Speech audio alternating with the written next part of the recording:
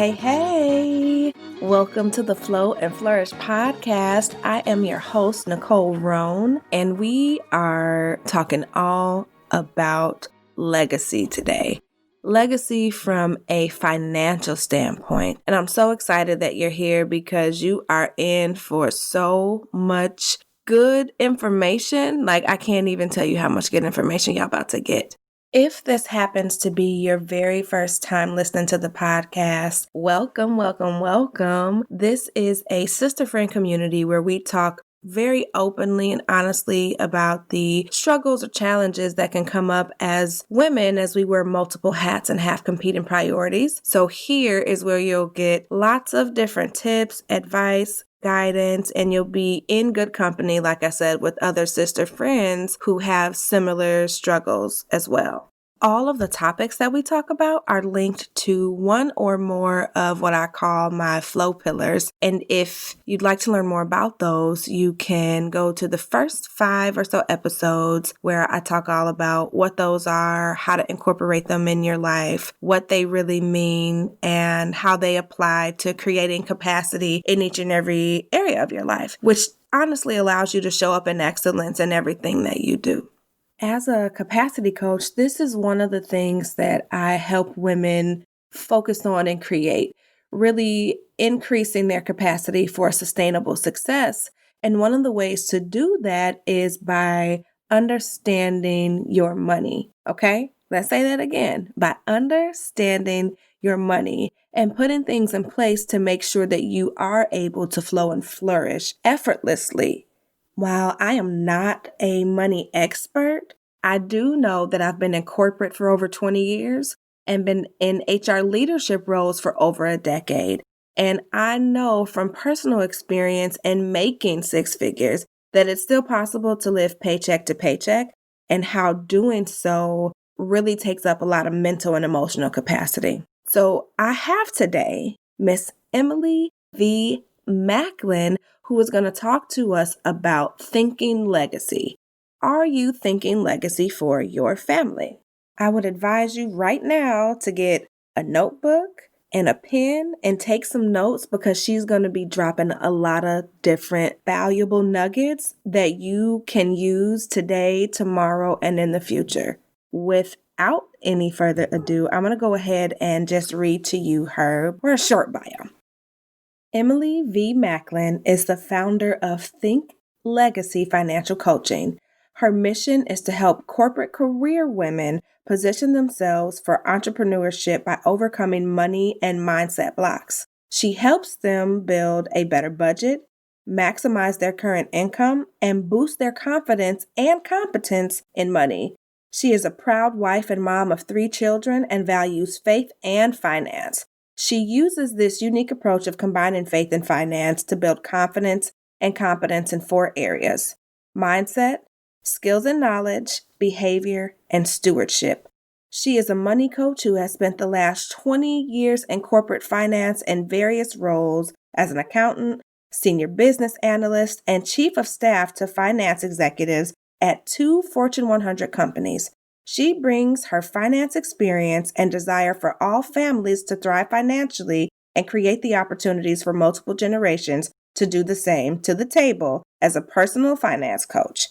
Her ultimate goal with clients is to teach them how to become the chief financial officer, or CFO, of their own financial lives and create a financial legacy that says they handled God's money well and nurtured and taught the next generation how to do the same. Please welcome Emily to the Flow and Flourish Podcast.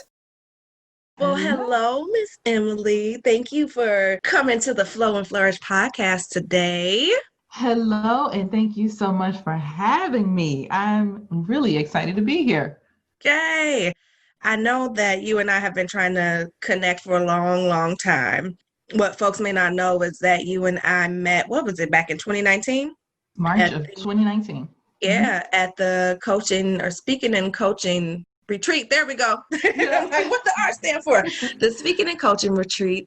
And that was such a great experience. And I know that when we sat next to each other, I was really, really drawn to you and what you're doing. And your desire to really want to help people like myself and people that look like us really understand money and how to manage it, especially for those who make six figures and live paycheck to paycheck, like you've been saying in your lives and all of those things. So I'm excited to have you here just to have this open conversation about what that looks like.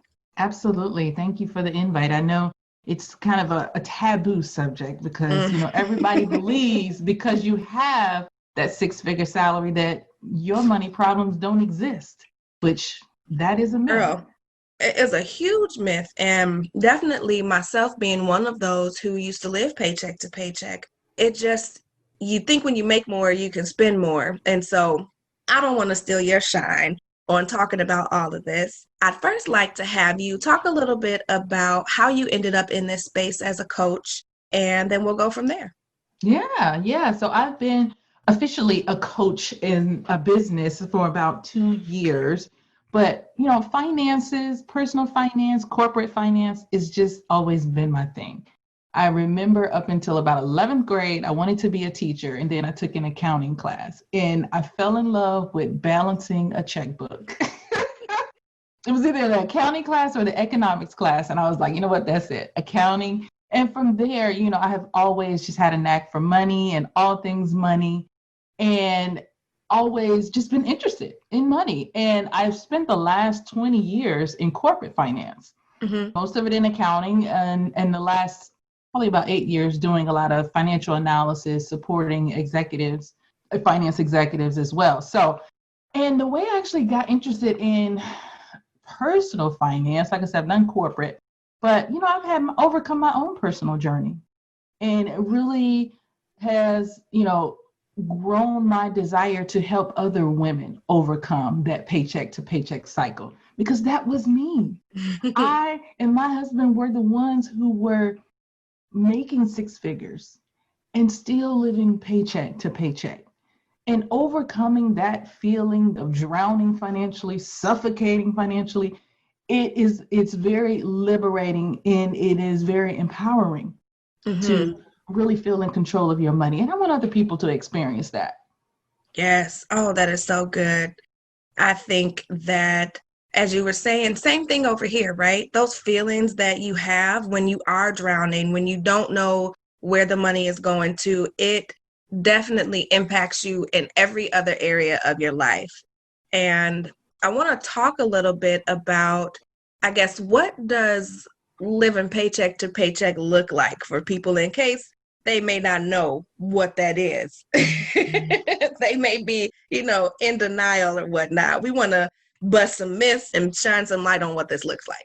Right. So first and foremost, when I talk about this and, give statistics and give, descriptions of what it is, the main reason that I am so vocal and I talk about it so openly, I want people to know that they are not alone. That, you may feel on an island when you're dealing with your own financial problems, but 78% of Americans live paycheck to paycheck.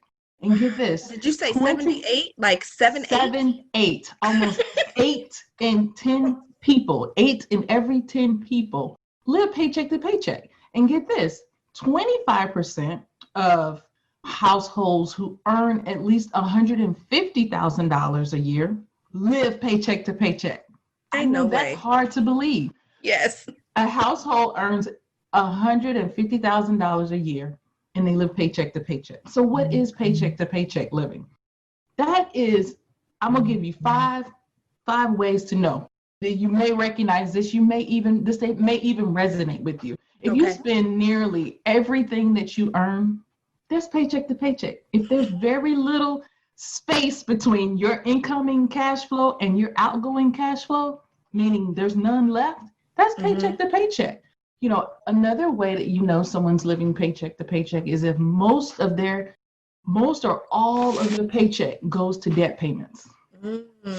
I can't tell you how many paychecks I had that I would get it on a Friday and it was gone on a Friday because I had to pay credit cards, loans, student loans, car notes. That is not a good feeling.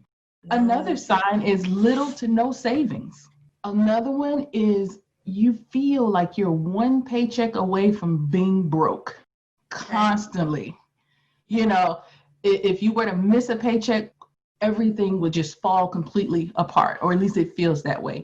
And then just the last sign is, as I mentioned, as money comes in, it leaves as quick as it comes in. Those are all signs that you may be living paycheck to paycheck. Okay. I was writing those down. I got you spend most of it. I think I missed number 2, that you have little to no savings, that you're one check away from being broke, or at least it feels that way, and that money leaves as quick as it comes in. Which one did I miss? That most, if not all of your paycheck goes to debt payments. Okay, yeah. Yeah, that's so good, because most of us, and I'm not even gonna lie, from time to time, I've recently found myself there, right? Like I'm much, much better at it now. But even like you said, getting paid on a Friday and it's gone on a Friday, and you're wondering, where did it go? Even if you've budgeted, even if you've planned and you've stuck to your budget, and then you're just left feeling all these different feelings: overwhelmed, fearful, ashamed, guilty. So tell me a little bit about where we can start. You've mentioned money mindset. So talk to me a little bit about that. I want you to talk to me a little bit about your company, Think Legacy, since that's the name of the podcast. So I own a company by the name of Think Legacy Financial Coaching, and I help primarily corporate women to position themselves financially for entrepreneurship by helping them overcome money and mindset blocks. Just like myself, I really target women who are over corporate America.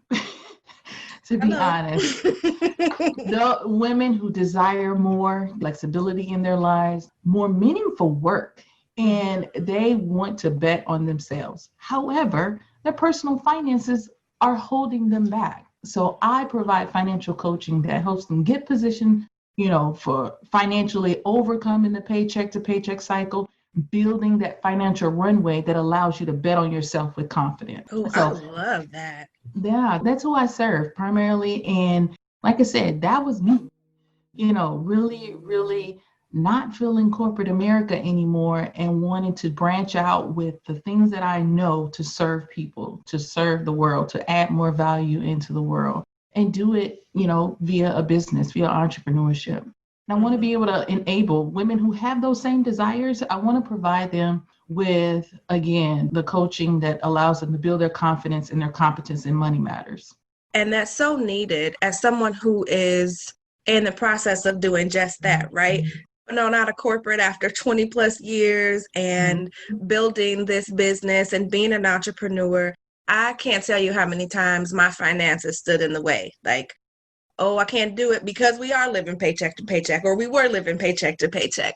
And really wanting to have a plan to be able to get out of there, right? To have that peace of mind, to feel like, I know there's never, ever really the best or perfect time to do anything. It's always going to be a leap of faith, but at least having some stuff together so you can feel more peaceful about that. So I'm really thankful for the work that you do. Now, as we think about how to get there, you mentioned mindset. So tell me a little bit about mindset and how this plays into our finances. Your mindset and your habits, but mainly your mindset, are critical. I know you are a capacity coach and you talk a lot about capacity. They are critical to your capacity to be a good steward. Your mindset is critical to your capacity to be a good steward and to manage money well. And when I say money mindset is really your fixed mental attitude or your disposition that really predetermines how you respond to money, how you use money, how you think about money, how you, again, your relationship with money. And the thing about mindset that most of us, we think money is about money. It's not. I know that sounds weird to say. Say it again. No, because it's the truth. Say it one more time so we can let that sink in. We think money is about money, but it really isn't. And I will give you a prime example. Your money mindset is shaped by what you saw growing up, what you heard, what you experienced. And I will tell you about a client that I recently had just a huge breakthrough. She realized that, well, first of all, she was a very good steward. She had a significant amount of money saved up in her savings, her investments, her assets, and she had this fear of losing it. She didn't want to spend it. She didn't want to invest it. And we explored why, and we traced it back to something that happened to her when she was 9 years old. That 9 years old, that event that happened to her when she was 9 years old was still the person was managing her money. That 9-year-old was managing her money, but it was a single event. And that's all it takes. A single event that really sets your mindset or shapes your mindset around money. And when you start to explore your mindset and how it was shaped, like going back to your money story, these things become evident. However, we don't spend a lot of time exploring our money mindsets or exploring our money stories, because that's really how you get to the bottom of how your mindset was shaped. Yeah. And that's a good point, because as you think about taking the time to even figure out what your money story is, oftentimes if you're struggling financially or living paycheck to paycheck, you're running from those things. And your capacity, you literally have zero capacity to even address them or think about them because you're so stressed out. And so I want everybody listening to really think about this and understand how your money really does impact your overall capacity. You have to be able to at least be in a space where you can think clearly so that you can recognize, what is my mindset? What are my money habits? So that you can kind of attack them from that way. As we were talking, I know you sent me this cute diagram that I wanted to talk about. And just talk me through it, because it's based on, as you mentioned, your money mindset and your habits and how those actually lead to different results. So talk me through that a little bit. Yeah, there's a model that there's a life coach who I follow who's just brilliant. Her name is Brooke Castillo, and she has this model that really explains how your thoughts drive your results. So your thoughts start in your mind, right? And those are going to be how you think about an event or how you think about a thing. So if you think that money is bad, that's going to drive your feelings toward money. If you have thoughts that money is bad, that's going to drive your feelings toward money. Those feelings are going to drive your actions toward money. So if you think it's bad, you're going to run away from it, or you're going to avoid it. And those actions are going to drive your results. So your thoughts drive your feelings, which drive your actions, which drive your results. Yeah. And you said something that made me think, I know it's something that's gone through my head before. Like, who really out there thinks money is bad, right?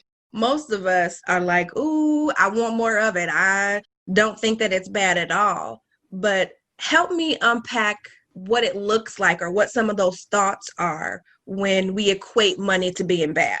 So if you're like me and you grew up in the church and you grew up, in the South, tell me what you probably have heard about money from a Christian perspective. Money is the root of what? All evil. I was just about to say it. All evil. And that has been ingrained in you as a child. So as an adult, that's what you're taking into your adulthood as you manage the money that you have, or the money that comes into your life on a daily basis. And not even realizing it, right? Not even realizing that you feel that way, or that is ingrained into your mindset. Yeah. Also think about just little things that people would say about money. Money doesn't grow on trees. That kind of has a negative connotation with it. It does. Yeah. Little things like what your mama say when you want to go to McDonald's. Do you got McDonald's money? Just little things like that. And another one, I recall people saying, like, I remember like maybe my aunts or, uncles just maybe saying things about people who were, well off. Oh, they got a little money.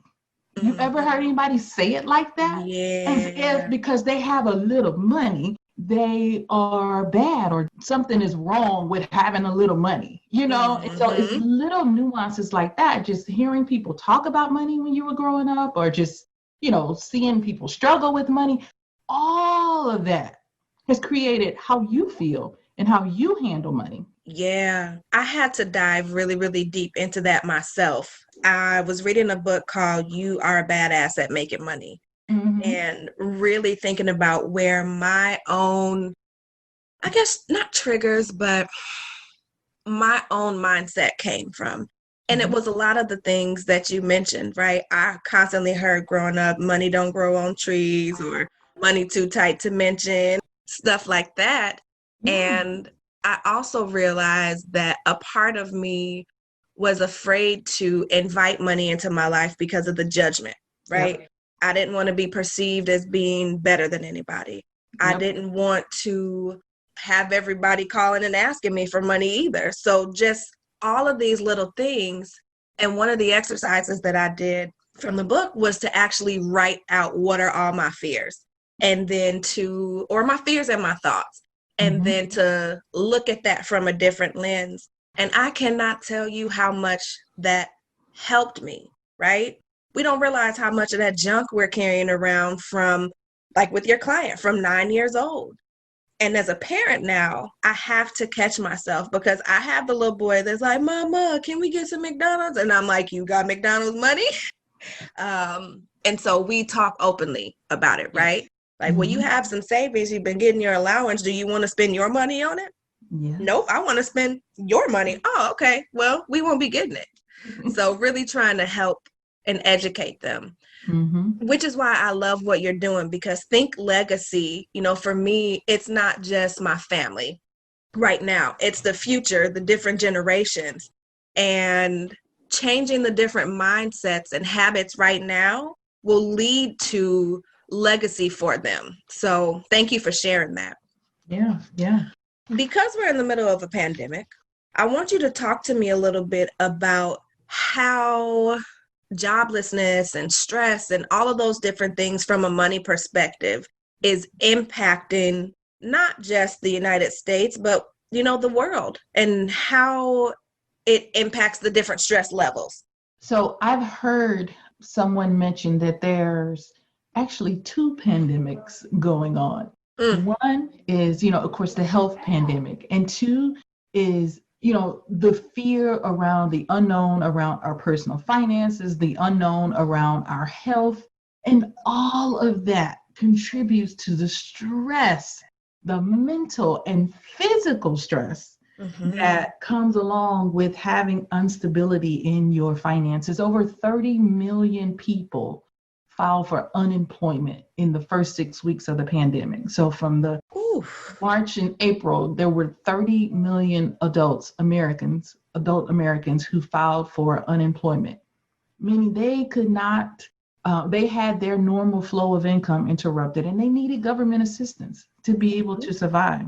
Listen, my husband was one of those because he's a chef, right? And the food industry has been impacted significantly. So I'm on the reaping end of that. I understand completely. I identify with that of, not really understanding where the money's going to come from and having your finances interrupted. And it definitely, as you mentioned, takes a huge toll on you mentally, emotionally, which leads to physical things too. Exactly. And even the ones that, may not have lost their job, or maybe they had reduced hours, there's still stress there. There's still stress for financial worries, because you don't know if your job is next. Yeah. And there was a survey that was done by, I think it was Salary Finance, that said 48% of employees are worried about money. And they're worried about money not only at home, but at work too. Where they're making the money, right? Where they're making the money, which means your productivity is impacted, which means the bottom line of an organization is impacted. About half of the United States workforce is dealing with financial stress. And this was done in 2019. So I would, guarantee that's probably double in 2020. Yeah. So, leading to $500 billion in lost productivity. That's what it cost employers, for employees that are at work worried about their finances and not able to properly do their jobs. That's so significant. And coming from the HR space, your girl Miss HR over here, We have things as organizations in place to try to help deal with some of those things, like EAP, which is employee assistance programs. Most organizations have wellness programs that incorporate some sort of financial piece. However, what else can we do to help employees feel more comfortable as we think about, where we're headed, seeing spikes in numbers, understanding that unemployment is still, super, super high. We're transitioning to a new administration, hopefully at some point. I'm not even going to go there.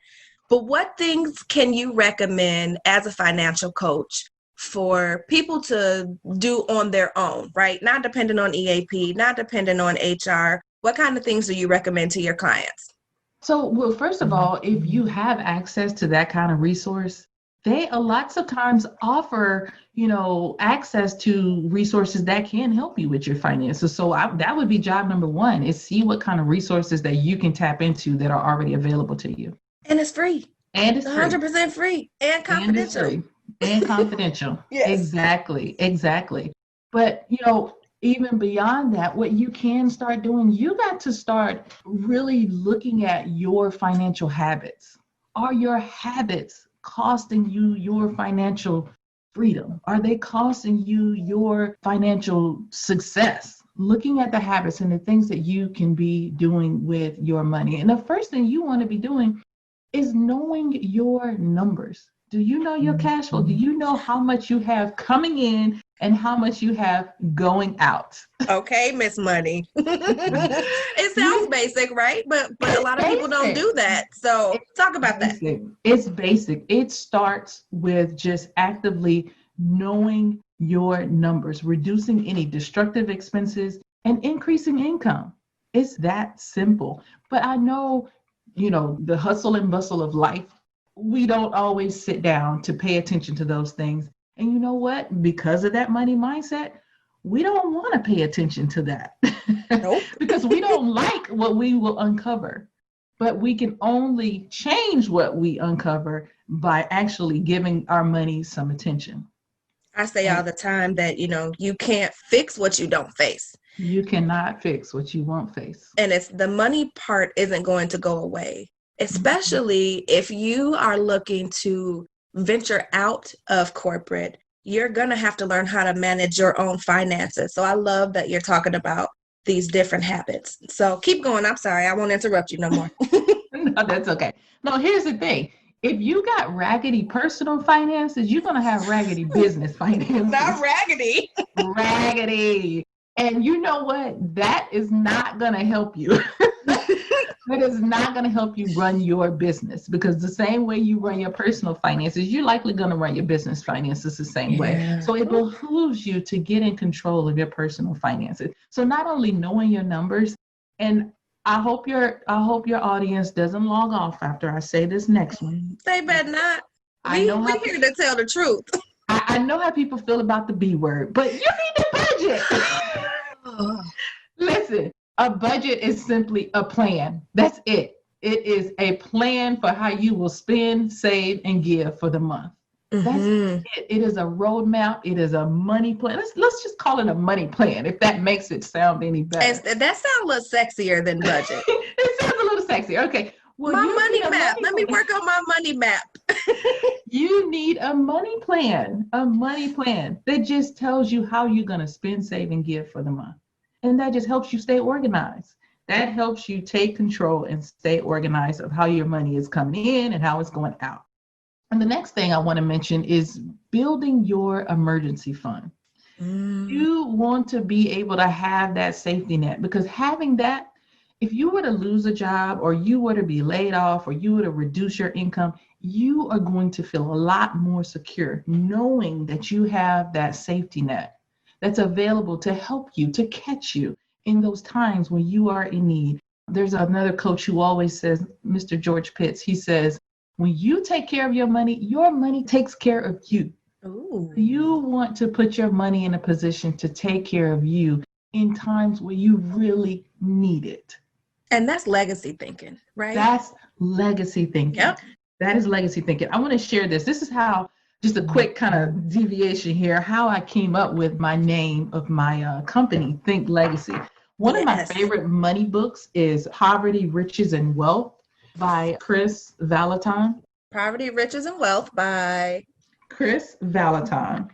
KrisVallotton. And it really speaks about money from a kingdom perspective. And I literally was reading this book, and it was like God said, that's it. That's your name. And I want to read this and kind of bring home the point about thinking legacy. It says, make long-term investments that will pay dividends in the future. Poor people live for today. Middle-class people live for their retirement, but wealthy people live to leave a legacy. Think legacy. And that is, I said, that's it. That I want to be a wealthy person who leaves a legacy, not only because I want to leave wealth, but as a kingdom entrepreneur, as a woman of God, that is my charge. Proverbs 13:22 says that a good man leaves an inheritance for his children's children. So not only my children, but my children's children. So when I think about my money is either taking care of me today, or it's taking care of my children or my children's children tomorrow. So every dollar that comes into my account has a job. You either taking care of me, or you're going to take care of my children and my children's children. So when I think about money, I'm thinking about what can I invest in today? What can I build today? What can I create today that is going to allow me to take care of my children and my children's children? Always have that in mind. Think legacy. Oh, I love that so much. And, I think for me, I'll be honest, I didn't even start thinking legacy until my daughter was probably 10 or 11. Because I have been working so hard just to survive. And listen, just coming out of being a single mom and, being in corporate for a while, but not really making a whole lot, I started to think about what am I going to leave her, right? And then thinking beyond that to fulfill my own purpose and my own calling, wanting to help other people be able to do the same thing. As I started to explore how could I do that, right? I knew the basics about, okay, make sure that you have life insurance. Yes, within, your job, but also outside of your job. But I wasn't in a space where I even felt like I could afford to build this safety net. Or Patrice Washington calls it the opportunity fund. Yeah. And so how can people who feel as though they don't have no money to put into something else because it's all sucked up, how do they go from that to at least building that fund? So the first thing is you got to shift your mindset. You got to decide that you are fed up with living paycheck to paycheck. And then you decide that you're going to take action. Because you can be fed up all day, all night, all year, and not do anything about it. Yep. So you got to decide that you're fed up and that you're going to do something about it. And you first start with identifying what those destructive behaviors are, what those destructive habits are. Are you overspending every single month? Do you have, this is why I said knowing your numbers is important. So you know exactly how much you got coming in.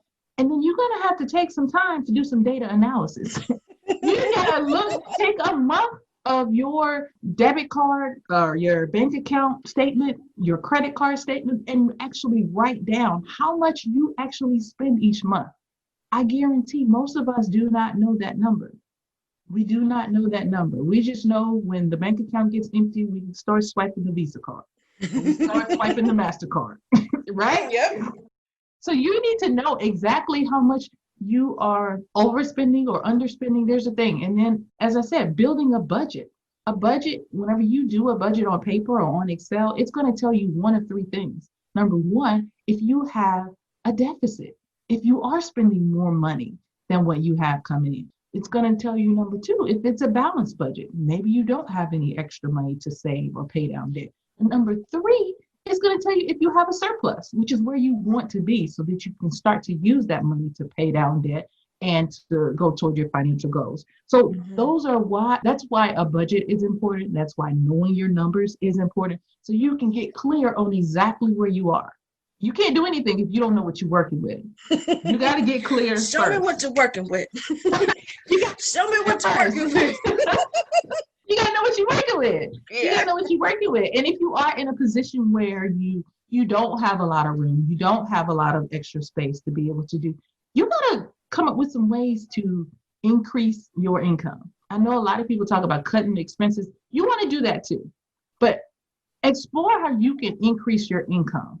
Do that first, whether it's asking for a raise or seeking out a higher paying job. Let me tell you, I sat in a job and I love the job, I did, but for 17 years I worked at this company. And then I finally decided to leave the company that I was at. My first year in that job, between bonuses and just the pay increase that I took when I took that job, an extra $30,000. What would an extra $30,000 do for you? Would that boost you out of the paycheck to paycheck cycle if you explored employment opportunities outside of your job? I know we like familiarity. Look for opportunities to increase your income. Cutting your expenses only gets you so much. So that's what I charge you to do, is look for opportunities to increase your income. And whether that's building your side hustle, ramping up a side hustle that will generate some income back. Just look for opportunities that are going to bring in additional cash flow so that you can actually do something, so that you can actually pay down debt. Work towards building your emergency fund and work towards saving for college and work towards saving for retirement.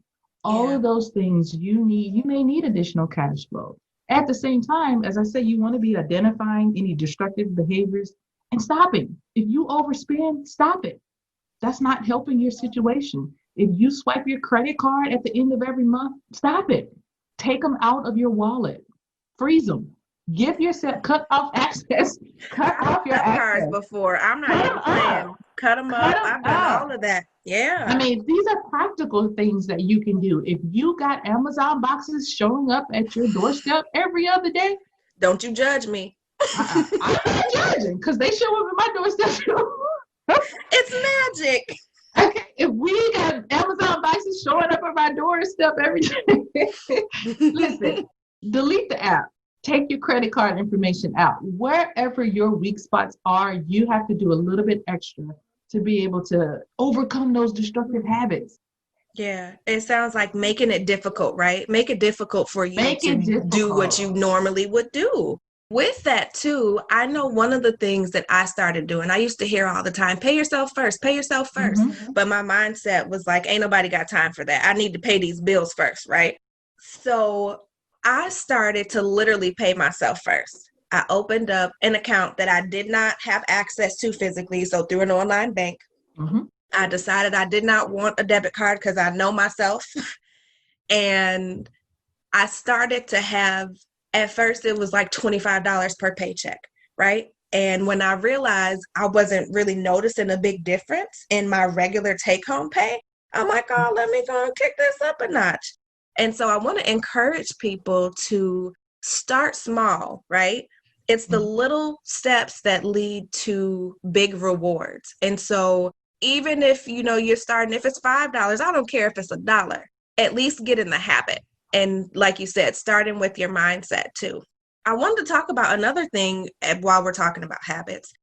You and I were talking about how our brains are wired to do 3 things. Mm-hmm. Talk to me a little bit about that and how it pertains to our money habits. So our primal brains are wired to do 3 things, as you mentioned. Number 1, avoid pain. Number 2, seek pleasure.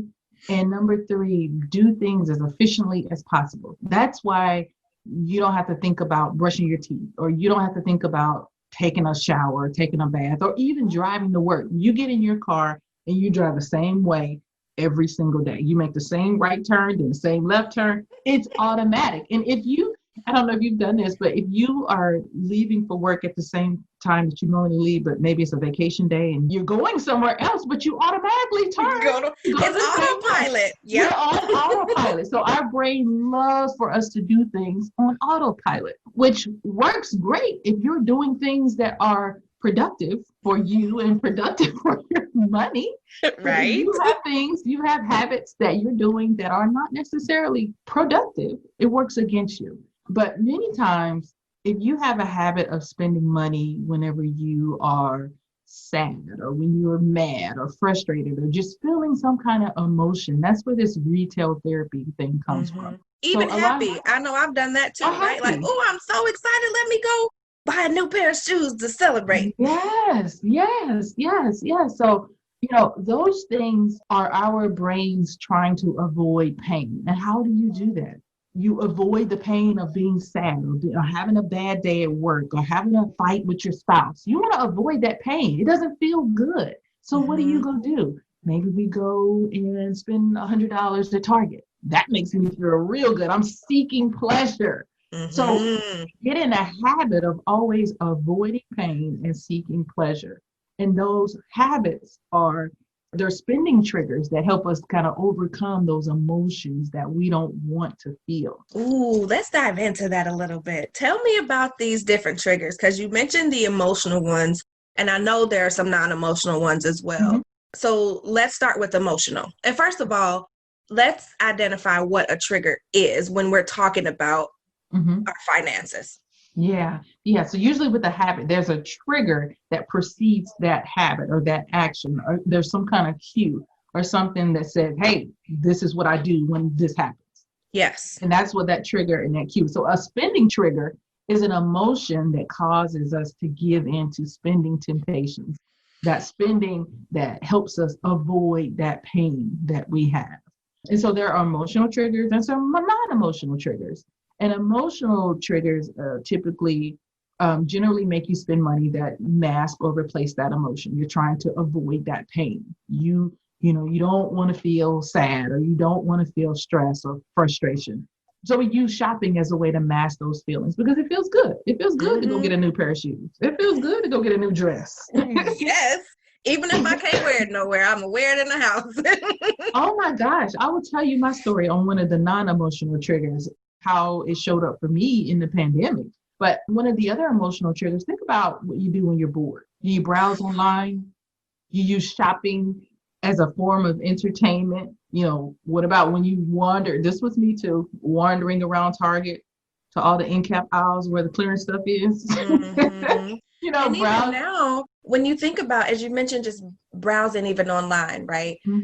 Now we're inundated with ads for things that we may have just had in a conversation with our spouse, or we may have Googled. So even if you're not intentionally trying to shop, you scrolling on Facebook or Instagram, and all of a sudden it's, hey, I saw you were looking for tiki torches. These are on sale, and all of those different things. So thank you for pointing that out. Yeah. If you notice that when you get bored, that's your go-to, that could be an emotional trigger for you, being bored. What should I do? Let me grab my phone. I'll find something on my phone. And then what pops up? Oh, come and get this head wrap, or come and get this phone holder that also pours your coffee and all, whatever. All the kitchen gadgets. Love them. Oh my gosh. So there are some emotional triggers, but there are also non-emotional triggers. How about this? Who goes and feel like you need to go buy something when you get an increase in income? Or when you get a paycheck? Do you spend more on paydays? That could be a trigger for you. Think about that. Could be a trigger for you if you go and you spend more on paydays. That was a trigger for me. I was like, oh, okay, I got paid today, so I'm about to ball out. I can ball out a little bit. I can ball out a little bit. I've been holding back all week, waiting for payday. That could be a spending trigger for some people. Also, getting a deal. Like, again, this is kind of emotional too. And this is why you see all of like the ads and things and the come and buy this and get it for $9.99 and whatever, sales or coupons, that rush of getting a deal could be a trigger for you. I really like New York and Company, and I don't know if you ever shop in New York and Company. I was just getting ready to say, I had to get off the email list. To as well, because they send those emails, they send those coupons. It was such a trigger for me. 50% off. Yeah. And I don't know what it is, but I never wanted to let them expire without me using them. So during the pandemic, I was like shopping like a fool with nowhere to wear the stuff. Yep. got a closet full of stuff. Yeah, I'm with you. Yes. It was such a trigger for me. I am not above any of this. I have money issues that, I just recognize them. Yeah. But, and I want I'm to not pause really quick because I think that's a really good point. Each and every one of us are human, right? This is not about perfection. This is not about judgment. This is about helping you get in a headspace to recognize these different thoughts, these habits, these triggers, so that you can reach your financial goals, so that you can be able to leave a legacy for your children and generations to come. And so I love that you say you're not above it, because sis, neither am I. I just told you, I had to delete the New York and Company stuff. I had to unsubscribe to the text messages for Coach.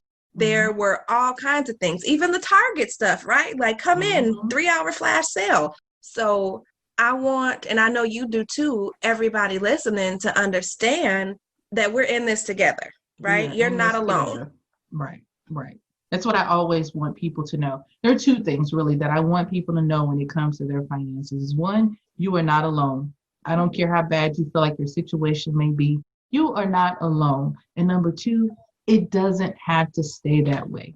There's always an opportunity for you to change. You just have to decide you want to change. And the thing about life, the thing about money, 6 months from now, things could be completely different. All it takes is one idea, one obedient action to just really change your situation. Yeah, I agree. And I think we're jumping a little bit ahead of where I wanted to go. So let's jump into it even more, right? Okay. And talking about what kind of solutions, I wanted to provide the listeners with some key things that they can do today, right? After we address the B word, the budget. We called it something sexy though. What did we call it? The money plan. Okay. What other things would you recommend as solutions for anyone listening who is recognizing themselves in this conversation that we're having today? So first and foremost is just pay attention. Just create the awareness of what your triggers are, the awareness of your bad habits. Become aware of them. I guarantee you, most of us do a lot of overspending unconsciously. It is only after we look up at the end of the month or the end of the week, like, I just had $500 in my account. Where did it go? Can I tell you real quick? Go ahead. Listen, with a chef at home, before I knew my numbers, we were spending $600 a month on fast food, eating out, restaurants. And I was like, you got to be kidding me. I got a whole chef and we spending what? So that awareness is key. Absolutely key. Yeah. Keep creating that awareness so you know exactly what you need to do, exactly where your issues are. Secondly, again, is deciding that you no longer want to live this way. Like, you got to be sick and tired of being sick and tired and be ready to take action. So when you think about some of the actions, we've talked about some things that you can start doing, but whenever it comes to these spending triggers and overspending or spending more than what you're comfortable with is your issue, is finding alternatives to deal with emotions or whatever those cues or those triggers are. So when you recognize that you are bored, you recognize you're frustrated, you're sad, and you're about to go to that bad habit, find something that, like taking a walk or picking up a book or, doing some jumping jacks, like I had my son doing this morning. Identify something. Whenever you start to pick up that Amazon app to scroll, put it down and say, this is what I'm going to go do. So thinking about it, right? Yeah. Thinking about it instead of unconsciously, continuously strolling and clicking by and, whatever. Really thinking it through ahead of time, not when you get in the moment, but really sitting down and deciding, okay, this is what I'm going to do whenever I get this feeling or whenever this occurs again. Like, you got to have a plan ahead of time. Don't wait until you get into the moment. And the fourth thing I wanted to share is when you have some financial goals, so setting financial goals, that's the action. Because when you think about, okay, if you're trying to build your emergency fund, or if you're trying to buy a new car, if you're trying to save for a house down payment or something, when you go to spend that money, know that you're taking away from whatever that goal is. So when you got goals, you can always kind of divert your attention back to that. Like, do I really want to spend this $100 on shoes? When Well, I can we keep these know, in our head, or can we write these down? What makes the most sense? writing them down. You already know, write down those financial goals. Not only writing them down, but writing down an action plan. If you have a goal to save $1,000, write down how you're going to do it. If that's $100 out of the next paycheck, next 10 paychecks, write that down. If it's going to be automatically deposited into your savings account, write that down. So we were talking about setting the financial goals and how important it is to not only have them in your brain, but to put them on paper and to put a plan together for your money. So yeah. I actually share a worksheet that I share with my clients, and I'd be glad to share it with yours as well. But when we set goals, we set the goal. We use the SMART method. I know you from corporate America, you understand what a SMART goal is, right? Listen, I've been coaching people on it for 15 years. Well, not only do we write down what the goal is, we write down specifically what it is, when we want to achieve it. I have them write down the actual steps, meaning I'm going to have automatic deposits go into my checking account. Write that down so that you know specifically how and when you're going to hit that goal. We also write down, okay, what are the obstacles that may come up and how you're going to overcome those obstacles. If you got 6 months that you have to get this goal, a lot could happen in 6 months. So you want to be as prepared as possible so that you don't get off track with your goals. And then lastly, you want to write down when you hit that goal, we got to celebrate it. Come on now. Celebrate it. Not by buying shoes, though. Not by buying shoes. Maybe you buy, a Starbucks, but maybe you want to celebrate the hard work, the commitment, the discipline that you had to meet that goal. And then the last thing that we put on the worksheet is what's next. What's our next goal? So we know what we're doing now. We know when we're going to do it. We know what we're going to do to celebrate it. And we know what is next. So that's the things that I have my clients do whenever we're goal setting. And we fill out a worksheet so that they know exactly. It's kind of like automatic. Once you have the plan laid out, this is what you got to do. There shouldn't be a reason why you don't do it. No, I think the worksheet is great. Let's talk about getting that over not only to, you said you're using it with your client, but figure out a way if we can incorporate it and put the information in the show notes. Yep. So good. Well, I know that I can talk to you about money all day long because, it really is the crux of how we live. Whether or not we believe we have, limiting beliefs around it and whatnot, it does make the world go round, and you need it to survive.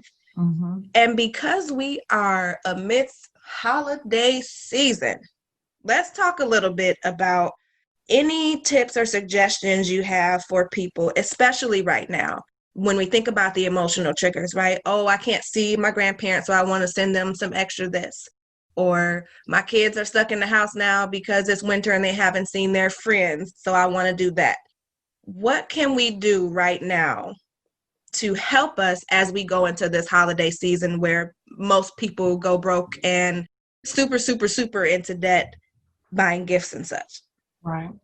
So, the first thing is, if you are going to be Christmas shopping for family, for friends, set an amount. Give yourself a limit. Don't just show up on Black Friday and go bananas.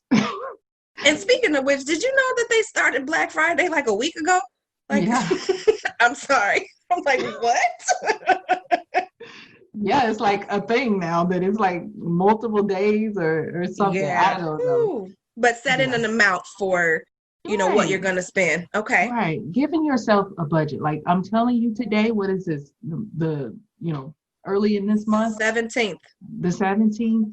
Look at your numbers and give yourself a budget. Know exactly what you can spend and don't go over that. If you can reasonably spend $500 and not cause yourself or 400 or 300, whatever that number is, and not cause financial stress for yourself, then do that. Do that. And it sounds like it'd be a good time to really get in tune with what your emotional triggers are before you start spending, if you haven't already done so. That is also true. That Good. is also true. Yeah. My whole thing as a financial coach is just teaching people how to plan ahead and not getting caught up in the moment. And I know as a coach, you've heard this, right? If you fail to plan, then you plan to fail. Plan to fail. Exactly. So because this season is upon us, we don't have a lot of leeway to save a whole lot of money. So I charge you to save a little bit at a time towards that goal so that in the future, you don't have to try to come up with your entire Christmas budget 2 weeks before Christmas. Mm-hmm. Unless you have a budget that you've already planned it out in. But again, planning ahead is the biggest key with success. Or biggest success. I just started doing that within the last 2 years. Yeah. Like literally putting money to the side for Christmas, for birthdays, for holidays, because I'm the one who loves everybody. So I'm buying gifts on gifts on gifts on gifts. And then I was looking like my bank account, the way my bank account's set up, I got a checking and I got a savings. And so, yeah, I know. As we talked about, even if it's just a little bit, right? I started with $5 at that same online account. And when you don't touch it and then it gets that interest on top of it, it makes a really big difference. Absolutely. So thank you for sharing that. Absolutely. And I just, one more tip with the saving. As you mentioned, just starting where you are and automate it. Take yourself out of the equation. Let me just tell you, newsflash, we cannot be counted on. We cannot be trusted. So you can't depend on yourself? That's what you're saying? Now when it comes to saving money. Okay. Don't trust yourself. Just take yourself out of the equation. Automate your saving. Have it automatically going without you having to interfere. And like you said, start with the $5 or start with 5% or 10%. But do this in January, whatever you are saving, if you're saving $25 a paycheck or $25 a week, increase it by 1% in January. In February, increase it by 2%. In March, increase it by 3%. That way, you do these gradual increases until you work up to the percentage that you want to be saving, or you work up to hitting your goal. It doesn't hurt as bad when you're doing these incremental increases in what you're saving. But anybody can really start there. $5 a paycheck, $20 a paycheck. That's like, what, 2 Starbucks, right? I don't know. Yep. I don't really drink Starbucks. Might be a little more than that at Starbucks. Right. Start with what's $2 Starbucks, like $50 nowadays. So start with giving up 2 coffees for the month. I need to invest in Starbucks, sis. Start with giving up 2 coffees for the month. There is some discretionary spending that we all could do without, that will give you a head start, will give you a jump start into building your savings and building your safety net. So it's just about taking time, sitting down at a table with your spouse, sitting down at a table with yourself, your partner, or whomever manages the finances in a household, and creating a plan to do better than what you are doing right now. 1% change in your attitude, in your mindset, in your savings can make 100% difference. So it's just about deciding that you want to change and taking that 1% action. Oh my gosh. I love that. I love it. I love it. I love it.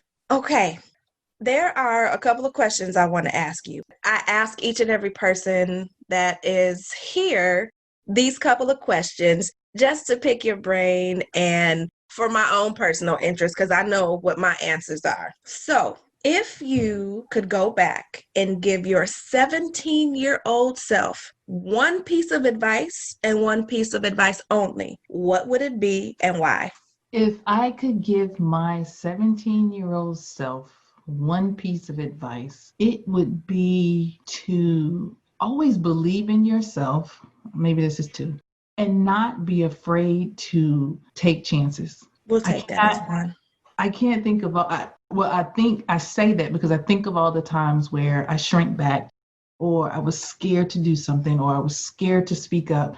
And here I am at 40, really taking that power back. So Yeah. I would say that's the thing I would tell my 17-year-old self. Like, believe in yourself.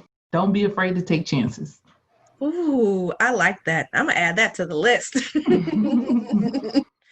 Okay, number 2. Because we are on the Flow and Flourish podcast, tell me what you do to make sure that you flow and flourish on a regular basis. Ooh, so I am a mom and a wife, a mom of 3 fairly high maintenance kiddos and a high maintenance husband. Come on, tell it. Okay, so I got a 3-year-old, a 6-year-old, and an 8-year-old. And I'm not homeschooling, but virtual schooling the 8-year-olds. And I'm working from home myself constantly. But the one thing that I do that I absolutely, it centers me, it allows me to just recharge and allows me to be that mom that can handle the family, the cooking, the working, everything that I have going on in life.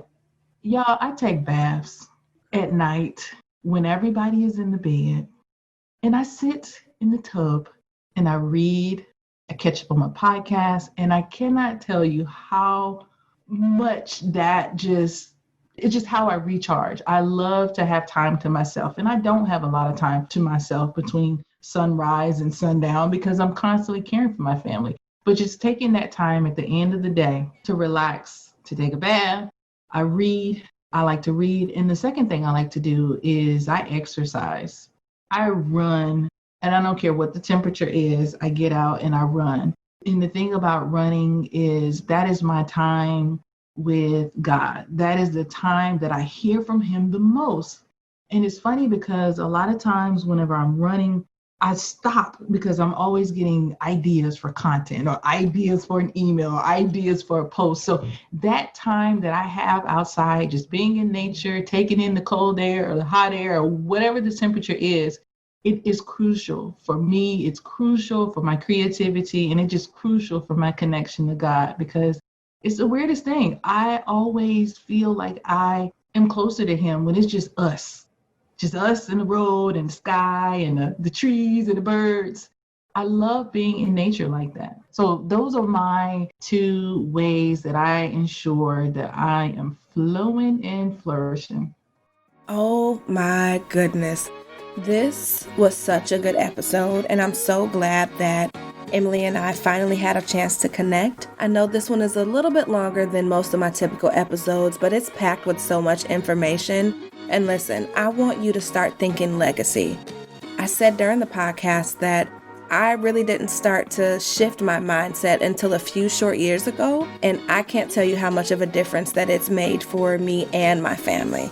So with that, I want you to make sure you share with myself and Emily in social media what your key 1 to 2 takeaways were and how you're going to apply those to your life moving forward, especially since we're in the middle of holiday season, right? And of course, if you have not subscribed to the podcast yet, I don't know what you're waiting for. Make sure you go ahead and do that right away. Additionally, please make sure that you join me every single Friday on Facebook Live for Flow Fridays. Typically, I'll be having the guests who are on the podcast do some live Q&A, and then sometimes you'll just get me as well, where we're talking about different topics. So make sure that you're tuning in. And if you are not on Facebook, but you still want to catch those Flow Fridays, I do upload those to my YouTube channel as well, which is just Nicole Roan. You type in Nicole Roan and you got me, okay? And last but not least, make sure that you are on my email list, because I will be launching my coaching program in the next 6 to 8 weeks. So I want you to be in the know. And if you are looking for an opportunity to partner with me, this will be a really great time. Okay, so make sure you are signed up for that email list. You can do that on my website at NicoleRoan.com.